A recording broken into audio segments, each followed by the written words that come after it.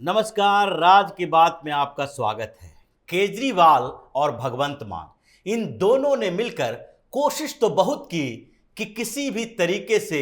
अमृतपाल सिंह को छुपाया जा सके, उनको इधर से उधर भटकाया जा सके और फरार बताते बताते एक दिन देश से फरार करवा दिया जाए। क्योंकि ये खालिस्तान की जो साजिश थी वो अरविंद केजरीवाल और भगवंत मान दोनों ने मिलकर ऐसे बनाया था जिसके कारण सरकार पंजाब में आम आदमी पार्टी की बनी और उसके दो तरह के समर्थक थे, एक इंटेलेक्चुअल क्लास और दूसरा जो ग्राउंड पर काम करने वाला है। दोनों ने मिलकर अरविंद केजरीवाल की पार्टी को ऐसे सहयोग किया था कि जैसे इस बार सरकार अगर आम आदमी पार्टी की बनती है तो उसके बाद तो पंजाब में खालिस्तानी आंदोलन चरम पर हो जाएगा। कोशिश भी यही थी और अरविंद केजरीवाल ने इसके लिए पूरा प्रयास किया। अगर पूरे समय को देखें, जब से अमृतपाल सिंह भागा हुआ है उसके खिलाफ एक्शन ली जा रही है और कार्रवाई करने के बीच वो अलग अलग जगह से प्रवचन देता रहा, वीडियो बनाता रहा और दूसरे तरफ पंजाब पुलिस जो कि केंद्रीय जांच एजेंसियों, केंद्र सरकार के अंकुश के अंदर काम कर रही थी, इसलिए किसी न किसी तरीके से भगवंत मान उनके दायरे में नहीं आ रहे थे और फिर अमृतपाल सिंह को इधर से उधर भगाते हुए आखिरकार गिरफ्तार करवा दिया गया। और यह गिरफ्तारी क्यों हुई, इसके पीछे एक बड़ा कारण है, एक बड़ा राज छुपा है जो धीरे धीरे अब सामने आने वाला है। क्योंकि केजरीवाल ने जिस तरीके से वहां खालिस्तानियों का साथ चुनाव में लिया था, पैसे दिए थे, वो राज तो धीरे धीरे खुल ही रहा था। लेकिन भगवंत मान ने जैसे खालिस्तान समर्थकों का मनोबल बढ़ाया, एक के बाद एक घटनाओं के बाद उस पर भी अब लंबी बहस होगी, चर्चा होगी। जानकारी तो इस बात की मिल रही है कि केजरीवाल और भगवंत मान का पूरा प्लान फेल हो गया और इस प्लान को फेल करने में अमित शाह ने बड़ी भूमिका निभाई। आखिरकार अमृतपाल सिंह पकड़ा गया। अब पकड़ा गया, सरेंडर किया, ये दोनों अभी भी कंफ्यूजन में है, लेकिन उसे पकड़ तो लिया गया है, अरेस्ट हो या सरेंडर हो। क्योंकि जिस तरीके से वो पूरी की पूरी प्लानिंग बना रहा था, पहले दमदमा साहिब में जाकर सरेंडर करने की और उसके बाद अभी जो पकड़ा गया वहां भी, यानी कि उस जगह पर जहां पर वो पकड़ा गया है, जिस गुरुद्वारे में पकड़ा गया है, वहां भी वो जनरैल सिंह भिंडरेवाले से कनेक्शन वाला ही था। यानी रोडे गांव जहां जनरैल सिंह भिंडरेवाला पैदा हुआ और दूसरी जगह दमदमा साहब, टकसाल दमदमा, यानी कि जिस जगह पर भिंडरेवाला ने खालिस्तान के लिए अपनी कॉन्स्पिरेसी शुरू की थी। यानी बात साफ है कि अमृतपाल सिंह किसी न किसी तरीके से भिंडरेवाला के कदमों में कदम मिलाकर चल रहा था, उसी के तर्ज पर खालिस्तानी मूवमेंट चलाने की कोशिश कर रहा था। और जब समर्थन राजनीतिक हो, जब कहीं न कहीं राजनीतिक पार्टियां, जो सरकार है, वो समर्थन देने के लिए तैयार है, तो ऐसे में माहौल उसी तरह का हो जाता है। लेकिन स्थितियां दूसरी तरफ इसलिए हुई क्योंकि केंद्र में कमजोर सरकार नहीं है। केंद्रीय गृह मंत्री ने पूरा का पूरा अंकुश लगा दिया था और ये चेतावनी दे दी थी कि अगर एक भी बार दूसरी वैसी घटना होती है जैसे अजनाला पुलिस स्टेशन में हुई, अगर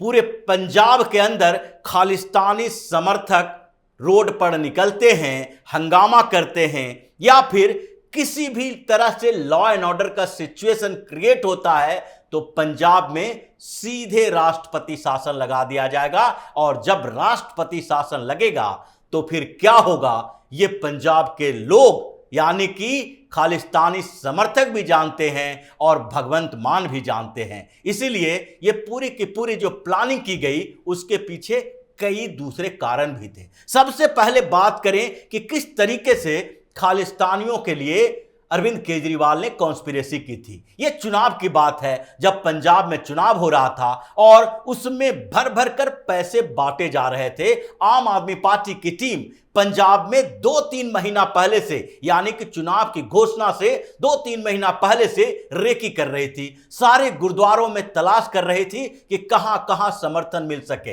एसजीपीसी यानी शिरोमणि गुरुद्वारा प्रबंधक कमेटी के अंदर जो गुरुद्वारे आते हैं वहां पर ज्यादातर ग्रामीण क्षेत्रों में नेटवर्क अकाली दल का है, लेकिन आम आदमी पार्टी उस अकाली दल के नेटवर्क को तोड़ने की कोशिश में लगी हुई थी। इसके लिए गुरुद्वारों से बातचीत की गई और साथ ही गांवों में रेकी की गई कि कहां कहां किसका एजेंडा कैसा है और कौन किस विचारधारा के स्तर पर आगे बढ़ना चाहता है। इसी बीच जो पिछली बार का चुनाव हुआ था उसमें जो अरविंद केजरीवाल ने खालिस्तानी समर्थक नेता से मुलाकात की थी, बातचीत की थी, और जिसके बारे में कुमार विश्वास ने बताया था कि अरविंद केजरीवाल चाहते हैं कि अगर खालिस्तान मूवमेंट सफल हो गया और खालिस्तान बन गया तो वो वहां का पहला प्रधानमंत्री होगा, या फिर अगर नहीं बना तो भी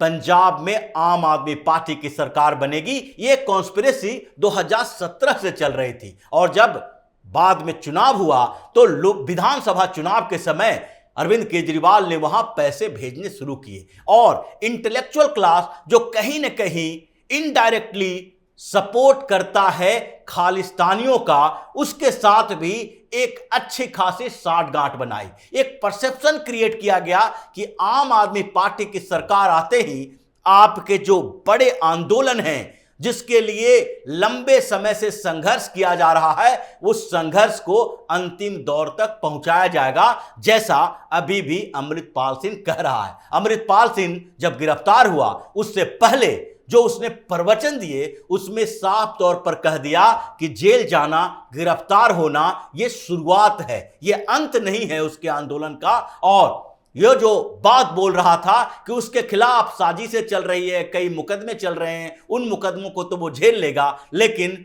सच्चे गुरु के दरबार में वो हमेशा निर्दोष साबित होगा। ये जो कहने का तरीका था और ये जो इशारा कर रहा था, इसी तरीके से इशारा कर रहा था कि अगर केंद्र सरकार ने इतने अंकुश नहीं लगाए होते तो पंजाब में अभी खालिस्तानी आंदोलन तेजी से बढ़ रहा होता। लेकिन क्या हुआ उसके पीछे एक बड़ी वजह है, क्योंकि अमृतपाल सिंह को तो शुरुआती दौर में मोरल बूस्टअप दिया गया था भगवंत मान की सरकार के दौरान, और भगवंत मान की सरकार जब अजनाला पुलिस स्टेशन पर हमले के बाद सरेंडर कर चुकी थी, पुलिस ने अमृतपाल सिंह के सहयोगियों को छोड़ दिया और उसके बाद उसका मनोबल बढ़ते ही युवाओं में ऐसा लगने लगा कि अब अमृतपाल सिंह ऐसा व्यक्ति हो गया है कि पंजाब में जो कहेगा सरकार उसकी बात सुनेगी। लेकिन उसी समय केंद्र सरकार ने जो रिपोर्ट मांगी, केंद्रीय एजेंसियां जब वहां पर चली गई और भगवंत मान को और अमित शाह के बीच जो मुलाकात हुई उसमें अमित शाह ने साफ तौर पर कह दिया कि अगर एक भी आवाज खालिस्तान की सुनाई दी तो वहां पर राष्ट्रपति शासन लागू होगा और उसके बाद केंद्र सरकार वहां कंट्रोल कर लेगी। लेकिन इस बीच भगवंत मान रिक्वेस्ट करते रहे कि स्थितियों को कंट्रोल करने की कोशिश की जा रही है और अमित शाह भी चुपचाप ये चीजें देखते रहे, लेकिन केंद्रीय एजेंसियों को पूरे पंजाब में एक्टिव कर दिया। अमृतपाल सिंह कुछ दिन तक भागता फिरता रहा और 36 दिनों तक वो इधर से उधर जाता रहा। उसका पूरा का पूरा नेटवर्क जो इंटरनेशनल स्तर पर भी था उसको तोड़ दिया गया, यहां तक कि पाकिस्तान जो कि उसको समर्थन दे रहा था, आईएसआई जो समर्थन दे रहा था, वो भी इस बात को समझ गया कि अगर पाकिस्तान में अमृतपाल सिंह को शरण दी जाती है तो ऐसे में भारत सरकार कठोर कार्रवाई करने के लिए तैयार है। और इसीलिए आईएसआई ने भी यह प्लान बना लिया था कि अगर अमृतपाल सिंह पंजाब बॉर्डर से पाकिस्तान की तरफ जाता है तो उसको सीधे मौत के घाट उतार दो, ताकि उसका नामो निशान ही पता न चले और भारत सरकार को यह कहने का मौका न मिले कि पाकिस्तान खालिस्तानी आतंकी समर्थकों को अब समर्थन दे रहा है और कठोर कार्रवाई करने का मौका न मिल सके। इसलिए अमृतपाल सिंह चारों तरफ से गिर गया था। भगवंत मान और केजरीवाल दोनों ही चारों तरफ से घिरे हुए थे, क्योंकि केजरीवाल की साजिश बेनकाब हो रही थी। सरकार बनाने के लिए उसने पूरे पंजाब में जिस तरीके से पैसे बांटे, खालिस्तानी समर्थकों को अपने साथ लाया और गांव-गांव में आम आदमी पार्टी और खालिस्तानी समर्थकों के बीच जो साठगांठ हुई उसका नतीजा चुनाव में तो आ गया। लेकिन चुनाव के बाद लगातार आम आदमी पार्टी ने यह कोशिश की कि खालिस्तान का माहौल चलता रहे और इसी तरीके से जब पटियाला में प्रदर्शन हुआ, नंगी तलवारें लेकर, बंदूकें लेकर खालिस्तानी समर्थक सड़क पर आए, जब ये कई जगहों पर इस तरीके के समर्थन में सामने आया, काली माता मंदिर के ऊपर हमला किया गया, तो भी भगवंत मान की पुलिस ने कठोर कार्रवाई नहीं की और ये धीरे धीरे चिंगारी जो है आग बनता गया और फिर अमृतपाल सिंह सामने आया। लेकिन अमृतपाल सिंह के आने के बाद भगवंत मान को यह लगने लगा कि केंद्र सरकार की नजर उसके ऊपर है, अगर कोई गड़बड़ी होती है तो फिर यहां पर हमारी सरकार चली जाएगी। और इस बीच अजनाला पुलिस स्टेशन पर हमला और फिर बाद में अरविंद केजरीवाल की वो कॉन्स्पिरेसी जो कमजोर होती गई, उसके पीछे का भी एक बड़ा कारण था, क्योंकि अमृतपाल सिंह को लेकर आज जब गिरफ्तार हुआ है, पंजाब पुलिस बड़ी बड़ी बातें कर रही है। आम आदमी पार्टी यह कह रही है कि जहां पर कठोर कार्रवाई की जरूरत होती है हम करते हैं। सौरभ भारद्वाज भी प्रेस कॉन्फ्रेंस कर रहे हैं, लेकिन अरविंद केजरीवाल अभी तक बहुत ज्यादा जो ट्विटर से लेकर प्रेस कॉन्फ्रेंस पर संदेश देने के लिए तैयार रहते हैं, एक्टिव नहीं हुए हैं, वो दूसरे कामों में एक्टिव हैं। ऐसे भी जब पिछली बार अरविंद केजरीवाल ने प्रेस कॉन्फ्रेंस किया था और उसमें पंजाब का जिक्र किया था, तो एक बार भी अमृतपाल सिंह का नाम नहीं लिया था, खालिस्तान का नाम नहीं लिया था, बल्कि वहां पर लॉ एंड ऑर्डर के सिचुएशन क्रिएट होने के लिए जिम्मेदार वहां के गैंग को बताया था। वहां के गैंग का पॉलिटिकल कनेक्शन के ऊपर हमला किया था कि अब आम आदमी पार्टी वहां के गैंग को समर्थन नहीं दे रही है, इसलिए पंजाब में स्थिति काबू में है और आम आदमी पार्टी की सरकार वहां के प्रशासनिक व्यवस्था को बेहतर तरीके से चला रही है। लेकिन उसने एक बार भी ये नहीं कहा कि किस तरीके से खालिस्तानी समर्थक वहां बढ़ रहे हैं। अमृतपाल को जल्द अरेस्ट किया जाएगा, उसके सारे समर्थकों को पकड़ा जाएगा। ये पूरी की पूरी जो कॉन्स्पिरेसी थी, ये साजिश थी कि लंबे समय तक पंजाब में अपना नेटवर्क चलाओ, ऐसा माहौल तैयार करो कि विधानसभा चुनाव तो जीत ही गए, लोकसभा चुनाव में भी पंजाब पर कब्जा हो जाए और धीरे धीरे पंजाब आम आदमी पार्टी के पास उसी तरीके से रहे जैसे लंबे समय तक कांग्रेस के पास रही, फिर उसके बाद अकाली दल के पास रही। लेकिन स्थितियां बिगड़ी और फिर अंत में जब केंद्र सरकार ने चेतावनी दी कि अगर स्थिति कुछ भी प्रतिकूल होता है तो वैसी स्थिति में